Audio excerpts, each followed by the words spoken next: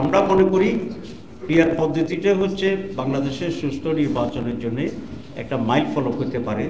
তার প্রথম যুক্তিটা হচ্ছে ৫৪ বছরের ট্রেডিশনাল পদ্ধতির যে নির্বাচন, আমরা জুলাই ঘোষণাপত্রের ব্যাপারে আমরা বলেছি যে এটাকে আইনি ভিত্তি দিতে হবে এবং সংবিধানের যে প্রিয়াম্বল আছে এটাকে প্রিয়াম্বলে অন্তর্ভুক্ত করতে হবে।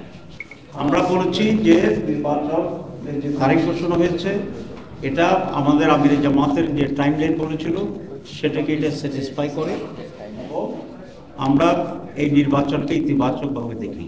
কিন্তু নির্বাচনের আগে আমরা যে কয়েকটি দাবি দিয়েছি এই দাবিগুলো পূরণ হওয়া অপরিহার্য।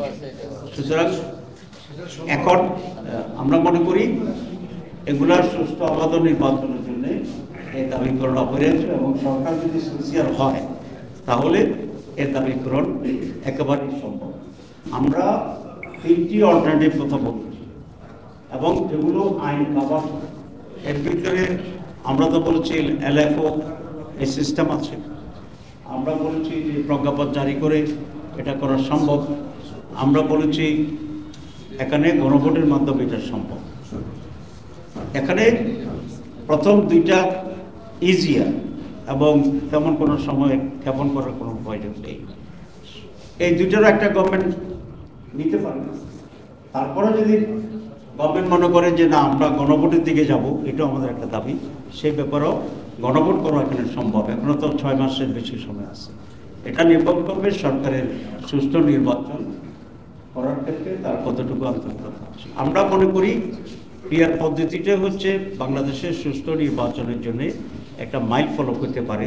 তার প্রথম যুক্তিটা হচ্ছে ৫৪ বছরের ট্রেডিশনাল পদ্ধতির যে নির্বাচন, এই নির্বাচন তো আমরা সুষ্ঠু হইতে দেখি নাই।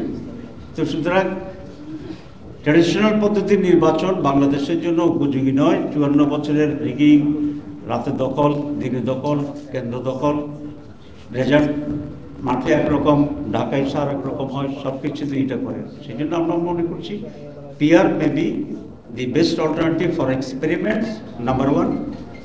নাম্বার 2, যে পিআরের মাধ্যমে ভোটারদের রিয়েল রিপ্রেজেন্টেশনটা হয়। ট্রেডিশনাল পদ্ধতিতে আপনারা দেখেছেন যে 49 কেউ পেল, কেউ 51 পেল, 51 বিজয়ী একেবারে সুস্থ নির্বাচনও যদি আমি ধরি। আর 49-এর যে ভোট, এই ভোটের কোনো ভ্যালু এখানে থাকে না। আমি যখন নির্বাচন করতাম লোকেরা বলে যে ভোট ফসাবো না, প্রথম বুঝতে পারতাম না, এখন বুঝি যে যেহেতু পিআর এটা কাউন্ট করার সুযোগ আছে, তো সেক্ষেত্রে আগেরটা তো 95। আর পুরো হোল কান্ট্রি যে পরিমাণ সমর্থন মানুষের আছে একটা ন্যাশনাল নির্বাচনে বলুন, রিপ্রেজেন্টেশনে বলুন, পার্টি বলুন, সব জায়গাতে পুরো জাতির ভিতরে তার পজিশন কি, দ্যাট ইজ দ্য ইম্পর্টেন্ট এবং সেটা রিফ্লেকশন। আমরা এখনো মনে করি পিআর পদ্ধতিতে বেস্ট পদ্ধতি। আমরা সরকার পরিবর্তন আর জুলাইয়ের বিপ্লব ইটস কোয়াইট ডিফারেন্ট। কারণ হচ্ছে 71 সাল যেমন একটা ডিফারেন্ট ইস্যু, জাতির স্বাধীনতার ইস্যু ছিল।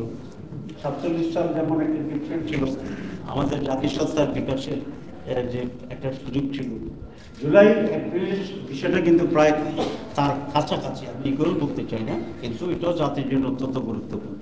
তো সেই জন্য আমরা এই দাবি করছি। কিন্তু সব সরকার পরিবর্তন হইলে কোনো ঘটনাকে উঠে দিলে সেটা তো এক